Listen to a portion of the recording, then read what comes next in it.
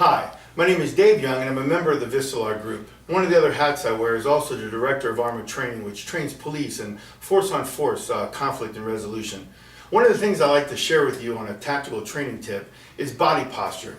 You know, when we talk about talking to a person, we have a stance where their shoulders are straight and they're matching, standing right over the top of their feet.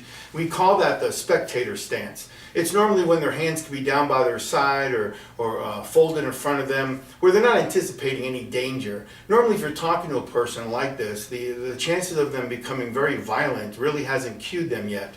But normally, if their feet happens to shift or change and their shoulders happen to shift and change, we're just going to pay attention from the waist up right now. Their shoulders are going to kind of flare to one side, and they're basically going to put their strong shoulder to the rear.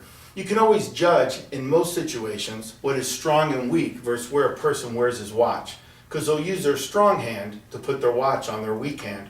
And if you happen to see this shoulder shift when you're talking to a person, this might be one of the cues that you need to maybe create a little bit of distance.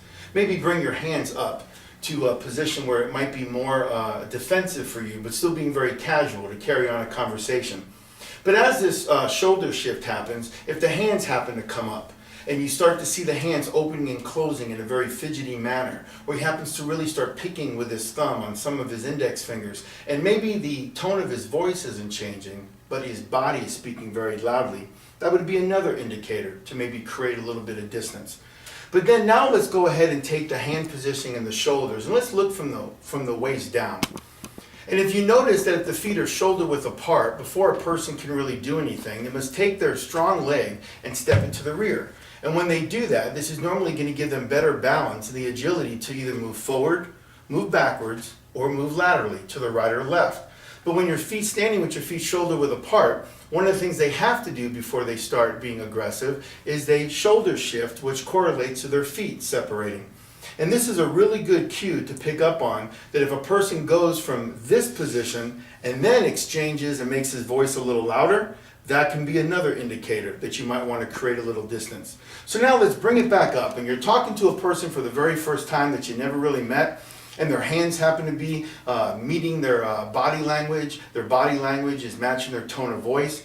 I also want you to pay attention to a person's eyes when you talk to them. If the eyes are looking right at you, that should offer you some level of comfort. But every now and then, if those eyes start drifting to what's going around him from the right and left while he's still talking to you, that might be an indicator that you might have to create a little bit of distance or increase your awareness. Or if you're talking to someone and all of a sudden his eyes shift over your right shoulder and he pays more attention to what's coming off your right shoulder, that might be an indication there's somebody coming up behind you.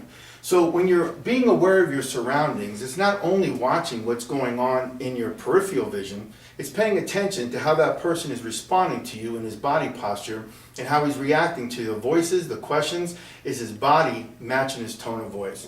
And that's just a short tactical tip I wanted to share.